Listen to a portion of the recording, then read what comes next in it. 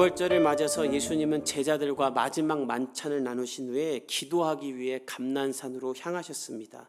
우리 36절 한번 같이 읽어보도록 하겠습니다. 36절입니다. 시작. 이에 예수께서 제자들과 함께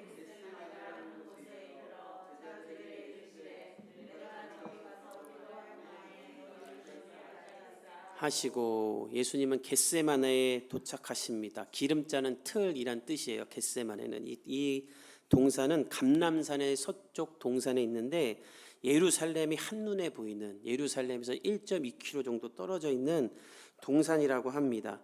이 동산에서 예수님은 여러 차례 기도하셨죠. 아마 이곳이 사람들을 피할 수 있는 한적한 곳이었던 것 같아요. 예수님은 하나님과 단둘이 교제하기 위해 기도하고 싶었지만 많은 사람들이 예수님을 자꾸 찾아다니니까 기도할 수가 없었어요. 그래서 아마 이 조용한 동산에 와서 늘 기도하셨던 것 같습니다. 예수님은 십자가에 달리기 전에도 이 겟세마네 동산에 오신 거예요. 그리고 제자들에게 말하세요. 내가 저기 가서 기도할 동안에 너희는 여기에 앉아 있으라. 우리 한글 성경으로 보면 그냥 평소처럼 늘 기도하시던 자리에서 기도하는 것 같지만 원문을 보면 이 기도가 내가 특별한 기도를 하는 동안에 라는 뜻이에요. 어떤 기도인가? 바로 십자가를 지고 온 인류를 구원하기 위해 죽기로 결단하는 순종의 기도를 하겠다라는 뜻입니다. 예수님은 십자가에 달려 죽기 위해 이 땅에 오셨고 이제 그 일을 하려고 합니다. 사람들은 굳이 예수님이 왜 십자가에 달려 죽는가? 그냥 하나님이 인간들 다 죄 없다, 그냥 요즘 젊은 사람들 말로 죄 없음 퉁치고 죄 없는 것으로 하고 그냥 죄를 딱 소멸하고 그냥 하면 되지, 굳이 예수님을 왜 죽이는가, 이렇게 말하는 사람들도 있어요. 하나님이 왜 예수님을 꼭 죽여야만 했는가? 하나님은 불의하신 분이 아니라 공의롭고 정의로우신 분이기 때문이에요. 우리가 이 세상 살면서 왜 분노합니까? 사람들이 불의하기 때문이죠. 돈 있는 사람, 힘 있는 사람들은 죄를 짓고도 감옥에 가지 않아요. 극악무도한 죄를 짓고도 그냥 멀쩡하게 살아요. 죄가 없는 것으로 만들어버리죠. 배가 고파 빵 하나 훔친 사람은 감옥에 가지만 수천억을 횡령해도 힘 있는 사람은 감옥에 가지 않아요. 그게 불의죠, 불의. 우리 하나님은 그런 불의의 하나님이 아니에요. 죄가 있으면 그 죄의 값을 치러야 돼요. 우리가 죄를 지었기 때문에, 우리 안에 죄가 있기 때문에 하나님은 우리의 죄의 값을 치러야 돼요. 그렇게 하려면 우리를 다 죽이는 수밖에 없어요. 그래서 하나님은 그 죄의 값을 대신 예수님에게 다 담당하게 하고 예수님을 죽이도록 십자가에 내던지신 겁니다. 이 은혜가 우리에게 거저 주어진 은혜인 줄 믿습니다. 문제는 우리가 이 십자가 은혜를 너무 쉽게 받아들여요. 그냥 어렸을 때부터, 주일학교 다닐 때부터 예수님은 당신을 위해 죽었습니다 하면 아 그렇구나, 난 구원받았냐고 쉽게 생각해요. 그리고 좀 크면 패션 오브 크라이스트 보면서 그냥 좀 눈물 흘리고 예수님 고맙다 이러고 끝나요. 그러니까 신앙의 연수가 계속 차면서 예수 그리스도의 구원의 은혜를 갖고 사는 게 아니라 예수님을 사유화해서 예수님 믿는다 하면서 내 마음대로 살고, 예수님을 내 가치를 높이는 도구로 쓰고, 성경도 내 마음대로 해석하고, 다 왜 그런가? 십자가를 너무 쉽게 생각하기 때문이에요. 물론 우리가 구원을 얻기 위해 뭐 행해야 되는 고행이나 헌신이나 이런 거 아무것도 없습니다. 오직 예수 그리스도를 믿는 믿음으로 구원을 얻는 거예요. 그러다 보니까 우리는 이 구원을 너무 쉽게 그냥 길바닥에 널려있는 돌멩이 하나 줍는 것처럼 그렇게 쉽게 생각해요. 여러분, 하나님이 우리에게 구원을 거저 주신 이유는 우리가 할 수 있는 그 어떤 노력과 행위와 물질로도 취할 수 없는 것이기 때문에 거저 주신 것인 줄 믿습니다. 몇 마디 말과 눈물로 얻을 수 있는 것이 아니에요. 제가 신학교 때 저를 지도해 주셨던 교수님이 우리 목사가 될 사람들에게 가장 많이 했던 말이 뭔가? 예수님이 주신 구원의 은혜는 값없이 준 것이 값싼 것은 아니다. 너희들부터 이 구원의 은혜를 쉽게 생각하지 말라라고 항상 얘기하셨어요.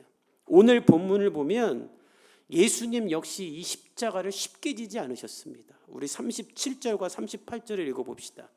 시작. 베드로와 세데베의 두 아들을 데리고 가실새 고민하고 슬퍼하사 이에 말씀하시되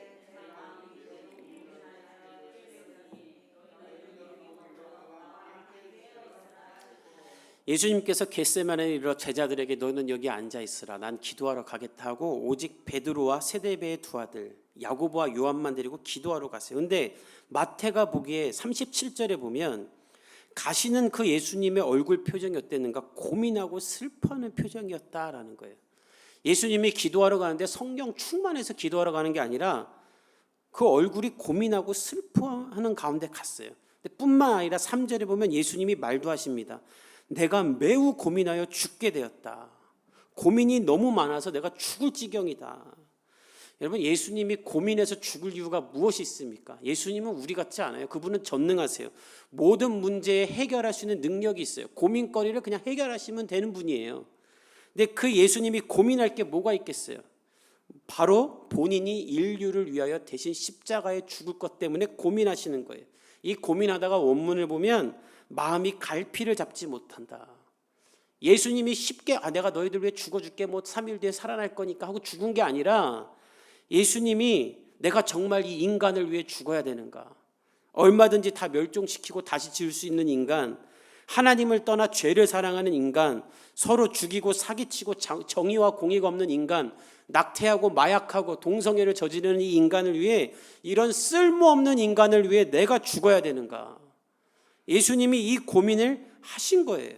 순결하신 죄 없는 예수님이 왜 우리를 위해 죽어야 됩니까? 게다가 그냥 죽는 것도 아니고 이 천하디천한 인간에게 옷이 벗겨지고 조롱당하고 배반당하고 치욕을 당하며 사단의 조롱 가운데 예수님이 과연 죽어야 되는가? 예수님이 이거를 받아들일 수 없는 거예요. 제가 유학생활할 때, 그래도 저는 2000년도에 했기 때문에 그렇게 인종차별이 많지 않았어요. 특히 독일이. 그래서 그냥 되게 사람들이 많이 사랑받고 유학생활을 했는데, 가끔씩 술 먹은 애들이 밤에 그냥 동양인 지나가면 몽키라고 그러고 막 그래요. 그럼 한두 마디 들은 것 같고 되게 치욕스럽고 기분 나쁘고 막 한국 가고 싶어요. 같은 인간끼리도 그러는데 신 중의 신이며 왕 중의 왕이신 예수님이 인간에게 이런 조롱을 받는다. 얼마나 큰 자괴감이 있겠습니까? 그리고 모든 신들에게 조롱당하는 거예요. 예수님은 이것을 받아들이기가 쉽지 않았어요. 그래서 예수님이 내린 결론은 무엇인가? 기도하기 위해 하나님 앞에 나아간 거예요. 여러분의 삶에 고민이 있을 때 주님 앞에 나가 무릎 꿇고 기도할 수 있기를 축복합니다. 그리고 예수님은 제자들에게 말한 거예요. 내가 고민하여 죽게 되었사오니 난 기도할 것이다. 그러니 너희도 나와 함께 깨어 있으라.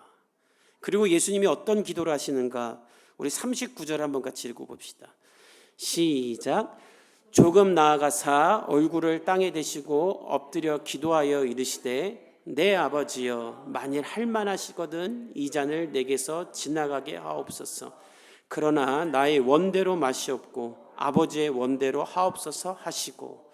예수님이 기도를 하시는데 오늘 보면 기도의 내용뿐만 아니라 어떻게 기도했는지도 나와요. 얼굴을 땅에 대고 엎드려 기도했다. 흙바닥에 얼굴을 파묻고 기도하시는 거예요. 아주 간절히 기도하시는 거예요. 그 간절한 내용이 무엇인가? 할 수만 있다면, 가능하다면 이 잔을 내게서 옮겨주십시오. 이것은 무슨 말인가? 내가 십자가를 지지 않고도 인류를 구원할 방법이 있다면 하나님이 그 방법을 택해달라는 거예요. 인간이 받을 수 있는 가장 수치스러운 형벌 십자가를 예수님은 피하고 싶으셨어요. 그런데 예수님이 그 기도 뒤에 무슨 기도를 하시는가? 내가 바라는 것은 십자가를 지지 않는 것이지만 내 뜻대로 말고 아버지의 뜻대로 하여 주시옵소서. 예수님이 고민한 이유는 여기 있어요. 예수님은 십자가를 지고 싶지 않았지만 하나님의 뜻을 알고 있었어요. 십자가를 지고 싶지 않았지만 하나님이 나에게 원하시는 것이 무엇인지 분명히 알았어요. 그래서 고민하다가 죽게 된 거예요. 제가 목회를 하다 보면 누가 고민하는가? 신앙 있는 사람이 고민합니다. 신앙 없는 사람은 고민하지 않아요. 오늘 주일인데 교회 갈까 말까 고민 안 해요. 그냥 안 가요. 수련회 갈까 말까, 뭐 수련회 가냐, 고민 안 하고 그냥 안 가요. 그래도 고민하는 사람들은 신앙 있는 사람들이에요. 내가 하는 일이 하나님이 원하시는 일인가? 이렇게 하면 돈 못 버는데 하나님의 뜻은 여기에 있는데 내가 이걸 포기해야 되는가? 예수님도 그랬던 거예요. 하나님의 뜻이 분명히 순종해야만 하지만 그러고 싶지 않기에 고민한 거예요. 그래서 예수님은 기도했어요. 하나님의 뜻을 이루기 위해, 하나님 앞에 순종하기 위해, 하나님의 뜻에 합당한 삶과 죽음을 드리기 위해 기도한 거예요. 우리에게도 이런 기도가 있을 수 있기를 예수님의 이름으로 축복합니다. 성경을 보십시오. 하나님이 사용한 위대한 사람들은 다 이 고민이 있었어요. 그렇게 쉽게 순종한 사람이 별로 없습니다. 아브라함 보십시오. 하나님이 본토 친척 아비의 집을 떠나라고 한 다음에 100세의 아들 줄 거니까 기다리라고 해요. 여러분은 100세의 아들 줄 거니까 기다리라고 하면 기다릴 수 있겠습니까? 아브라함 못 기다려요. 그래서 이스마엘을 낳죠. 모세를 부를 때 어떻게 부르십니까? 광야에서 떠돌이처럼 할 거 없어가지고 오죽하면 아들 이름을 게르솜이라 지어요. 아들 그 뜻이 거기 그 나그네란 뜻이에요. 누가 아들 이름을 그렇게 짓습니까? 저도 지금 둘째 있는데 이름을 지어놓고도 또 짓고 있어요. 더 좋은 이름이 없을까? 근데 아들 이름을 거기 그 나그네라 지어요. 정말 그냥 광야를 떠돌던 사람이에요. 왕자였다가. 근데 갑자기 하나님이 나타나서 내가 너를 통해 저 최강대국 애굽에서부터 이스라엘 백성 250만 명을 구원하겠다. 어떻게 순종합니까? 그래서 하나님이 기적을 보여줘도 모세가 순종을 못해요. 이처럼 하나님의 부르심은 그렇게 쉽게 응답할 만큼 간단한 것이 아닙니다. 부담스러운 거예요. 왜? 전능하시고 위대하신 하나님의 부르심이기 때문에. 그래서 성경을 보면 하나님의 부르심 앞에 단번에 순종한 사람이 별로 없어요. 그런데 또한 순종한 사람들이 있어요. 어떤 사람들인가? 기도하며 하나님을 기다리던 사람들은 단번에 순종해요. 누구였는가? 다윗이죠. 골리앗이 이스라엘 백성들을 조롱하며 하나님을 조롱하면서 나와 싸워 이길 사람은 나오라 할 때 아무도 못 나갑니다. 근데 그때 누가 나가는가? 다윗이 나가요. 그리고 다윗이 이기죠. 어떻게 그럴 수 있었는가? 그는 광야에서 아무도 몰라줄 때 홀로 하나님을 예배하며 기도하던 사람들이었기 때문에 하나님이 쓰시고자 할 때 단번에 순종하는 거예요. 다니엘과 세 친구가 어떻게 사자굴에도 들어가고 풀무불에도 들어갑니까? 기도하던 사람들이기 때문에 그곳에서도 하나님이 나를 구원하실 거라는 믿음이 있었던 거예요. 에스더가 어떻게 왕 앞에 나갑니까? 그가 죽으면 죽으리다 하고 나갈 수 있었던 이유는 기도하는 여인이었고, 나가기 전에 삼촌에게 말해서 모든 유대인들은 금식하고 기도하라고 말할 수 있는 사람이기 때문에 나간 거예요. 기도하는 사람만이 하나님의 부르심에 순종하고 놀라운 역사를 이루게 되는 거예요. 그래서 예수님은 지금 기도하시기로 작정하신 겁니다. 저와 여러분도 하나님이 쓰시고자 할 때 쓰임받을 수 있도록 기도하는 사람이 되기를 축복합니다. 그래서 기도회 만든 거예요. 코로나니까 기도 안 해도 된다가 아니라 지금은 우리가 더욱더 기도해야 됩니다. 우리 교회 기도회가 여러분의 삶의 겟세마네 동산이 될 수 있기를 축복합니다.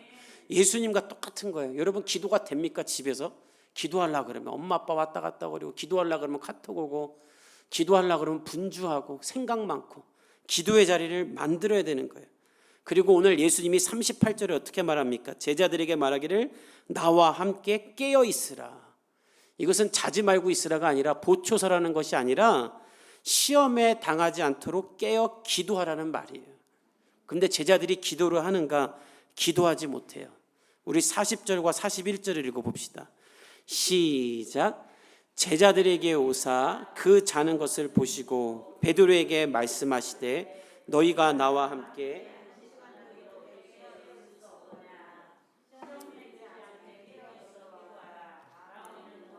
육신이 약하도다 하시고, 예수님은 간절히 기도한 후에 제자들에게 돌아와요. 근데 제자들이 예수님과 함께 깨어있지 않아요. 다 자고 있어요. 여러분, 예수님이 이 겟세마네 올 때 제자들에게 무슨 말씀하셨습니까? 나는 곧 죽을 거고 너희는 내가 십자가에 달릴 때 다 나를 배반할 거다. 그 얘기를 했어요. 근데 그때 베드로와 제자들은 우린 결코 그러지 않을 겁니다라고 호언장담을 하죠. 예수님은 그래서 기도를 시킨 거예요. 배반하고 시험에 들지 않게 하기 위해서 미리 기도를 시키신 거예요. 근데 그들은 깨어있지 못해요. 그래서 예수님이 탄식합니다. 1시간도 나와 함께 깨어있을 수 없느냐? 시험에 들지 않게 기도해라. 내가 곧 너희가 보는 앞에서 팔릴 것이다. 너희가 시험에 들어 나를 부인하지 않도록 기도해라. 지금 어떻게 잠이 오냐? 그리고 예수님은 다시 기도하러 가요. 우리 42절에서 44절을 읽어봅시다. 시작. 다시 두 번째 나아가 기도하여 이르시되 내 아버지여, 만일 내가 마시지 않고는 이 잔이 내게서 지나갈 수 없거든 아버지의 원대로 되기를 원하나이다 하시고 다시 오사 보신즉 또 그들을 두시고 나아가 세 번째 같은 말씀으로 기도하시고, 전능하신 예수님이, 모든 것을 이룰 수 있는 예수님이 똑같은 기도 제목으로 세 번이나 기도하세요.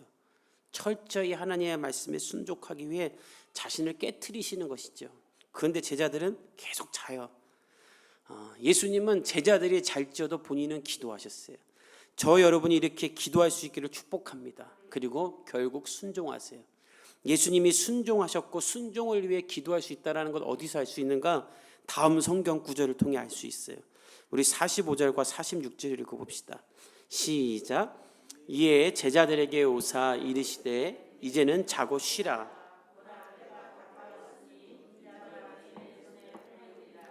일어나라, 함께 가자. 보라, 나를 파는 자가 가까이 왔느니라. 예수님께서 자신을 잡으려고 오는 사람들을 이미 알고 계시는 걸 보면 예수님은 순종하기로 작정하신 거예요. 기독교를 비난하고 기독교를 하등 종교로 만들고자 하는 사람들은 어떻게 말하냐면, 예수님은 우리를 위해 죽을 생각도 없었고 죽고 싶지도 않았는데 어쩔 수 없이 죽었다라고 말해요. 왜냐하면 복음서를 보면 예수님이 자신을 잡으려는 유대인들을 피하는 장면이 몇 장면이 있거든요. 그리고 오늘 기도를 보면 예수님은 죽고 싶지 않아 하잖아요.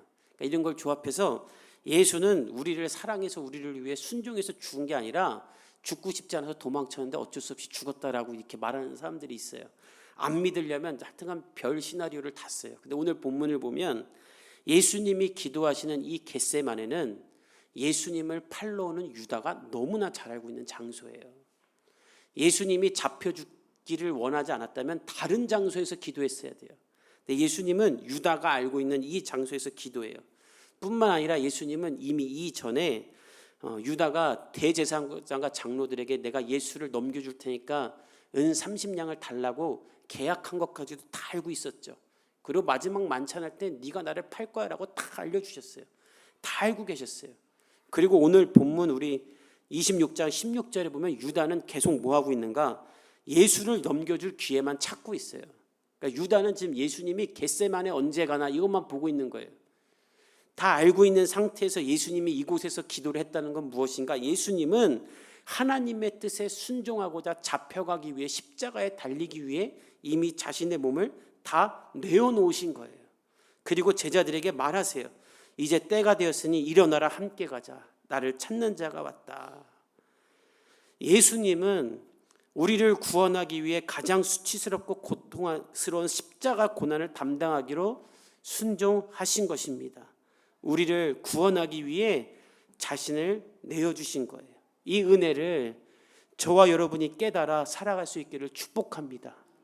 이 사랑으로 말미암아 불안하고 죄 많은 세상 가운데 요동하지 않고 흔들리지 않고 끊을 수 없는 예수의 사랑이 있음을 붙잡고 날마다 예수님과 함께 승리할 수 있기를 간절히 축원합니다.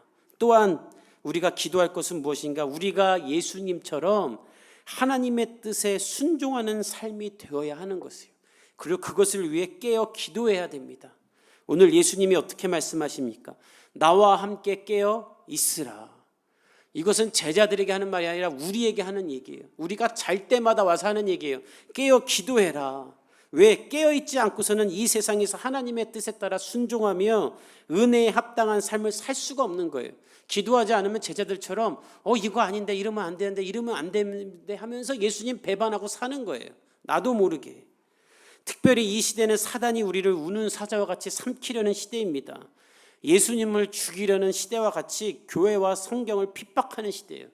여러분, 지금 공산국가에서는요, 유례 없는 기독교 핍박이 일어나고 있다고 해요. 다 맞기 때문이에요. 중국과 북한에서 상상할 수 없는 기독교 탄압이 일어난다고 합니다. 그러면 이런 탄압은 기독교 국가 아닌 곳에서만 일어나는가? 기독교 국가도 마찬가지예요. 성경을 기초로 세워진 나라들이 전부 다 성경과 반대되는 법들을 상정하고 있어요. 그러니까 이제 자연스럽게 교회는 세상의 법과 싸우게 되어 있어요. 왜? 사람들이 성경을 떠난 법을 만드니까. 하나님의 말씀보다 사람이 더 중요하다고 생각하고 사람이 원하는 대로 법을 만들고 있죠. 우리나라도 그 중에 하나예요. 즉 우리나라도 이미 기독교 학교들에서 체프를 다 없애려고 하고 있습니다. 왜? 학생들 자유를 침해하냐고. 자기들이 기독교 학교 안 가면 되지. 기독교 학교가 좋은 학교니까 가놓고서는 왜 우리 억지로 예배드리게 하냐고. 최근엔 또 이런 이름을 바꿔가지고 막 국회의원들도 지지하고 있죠. 아까도 잠깐 얘기했지만 우리 교회가 후원하는 기독교 단체인 아이세움에서는요, 지금 법안을 발의하고 있는데 국회의원들이 그렇게 많이 안 도와주는 것 같아요. 감옥에서 매년 15명에서 20명의 아이가 태어난대요. 그 아이들은 아무 죄가 없죠. 엄마가 죄를 지은 임신한 상태에서 죄를 지어 감옥에 온 거예요. 근데 여러분, 아이를 키워보신 분들은 알겠지만 아이 하나 키우려면 젖병, 기저귀, 아주 살림살이를 새로 장만해야 돼요. 근데 감옥에서 태어난 그 아이들에게 그런 걸 아무것도 해주지 않는데요. 기독교 단체가 이 아이의 인권을 위해서 이 아이가 감옥 밖에서 햇빛도 보고 안전하게 자랄 수 있도록 장난감도 넣어주고 젖병도 충분히 줘야 된다라고 이것을 막 법안을 발의하고 있어요. 이게 진짜 인권이죠. 기독교 단체들이 이런 일을 해요. 국회의원들 뭐합니까? 문신 보여주자고 젊은 국회의원이 등짝 보여주고, 그게 지금 국회의원이 해야 될 인권인가? 이때에 우리가 기도하고 깨어있지 않으면 이 세상은 결국 교회와 성경을 탄압하는 세상으로 갈 수밖에 없어요. 비일비재할 겁니다. 여러분, 직장에서 돈 벌 때마다 예수 믿는 것 따로, 돈 버는 것 따로, 얼마든지 그렇게 살아가게 만들 거예요. 따라서 우리가 하나님의 뜻에 합당한 삶을 살기 위해서는 주님과 함께 깨어 있어야만 하는 줄 믿습니다. 미국에서는 이게 이미 너무나 이게 보편화됐어요. 미국은 기독교 신앙 위에 세워진 나라죠. 그래서 돈에도 써 있지 않습니까? 우리는 하나님을 신뢰합니다라고. 근데 2010년도쯤부터 해서 FFRF라는 단체, 종교로부터 자유라는 뜻이에요. Freedom from Religion Foundation인가 그래요. 모든 종교로부터 자유를 줘야 된다, 사람들에게. 그래서 학교에서 기도하지 못하게 하도록 이런 걸 막 만들어요. 그래서 미국에서 고등학교에서는 예전에는 다 기도하고 졸업식하고 했는데 이제 기도 못한답니다. 근데 2013년에 리버티 고등학교라는 학교에서 졸업식을 하는데 기도 못하게 한 학기 전에 이미 학교 이사회에서 다 결정을 내렸을 때였어요. 그리고 졸업식을 하는데 최우수 학생으로 로이 코스트너라는 학생들을 뽑고 그 학생에게 졸업 소감문을 발표하라고 합니다. 이 학생은 사전에 졸업 소감문을 다 작성해서 학교에 올렸고 교장 선생님과 선생님들이 승인을 해서 이제 그걸 발표하기로 했어요. 근데 그가 갑자기 발표하기로 해놓고서는 올라가서 그 졸업 연설문을 찢어버립니다. 그리고 그가 무슨 말을 하냐면, 내가 고등학교를 졸업하면서 가장 감사한 거는 우리 부모님이 나에게 하나님을 알려준 거다. 그리고 그가 그냥 주기도문을 연설해버려요. 박수가 터져요, 학생들 사이에서. 기도를 금지한 학교에서 한 학생이 기도를 하니까. 근데 그 카메라가 강단만 비추고 있으니까 뒤에 교장 선생님이랑 선생님들 다 있는데, 학생들은 박수를 치는데 교장 선생님부터 해서 모든 선생님들은 그냥 고개 숙이고 있어요. 이 학생이 왜 이런 일을 했냐고 나중에 CNN에서 인터뷰를 하니까, 학교가 기도를 하지 말라고 한 것은 나에겐 너무나 가슴 아픈 일이었고, 나는 하나님에 대해서 대신 말하고 싶었다. 하나님을 옹호하고 싶었다. 그래서 나는 주기도문을 했다. 기도하고 준비하고 그 용기를 낸 거예요. 그리고 그 학생의 용기로 말미암아 학교에서는 새로 투표를 해서 학생들이 원하기 때문에 다시 기도하기로 결정이 났어요. 기도하는 한 사람을 통해서 세상이 바뀌어지고 하나님께로 돌아오게 되는 것입니다. 이 악한 세상 가운데 저와 여러분도 이런 일을 감당해야만 하는 줄 믿습니다. 그러기 위해서는 깨어 기도해야 되는 거예요. 돌아오는 한 주 하나님과 함께, 예수님과 함께 깨어 기도함으로 말미암아 날마다 죄로 향해 가는 이 세상을 하나님께로 돌아오게 하는 사람이 되기를 간절히 축복합니다. 저와 여러분이 그렇게 할 때 이 세상은 하나님이 기뻐하시는 세상이 될 줄 믿습니다. 우리 함께 기도하겠습니다.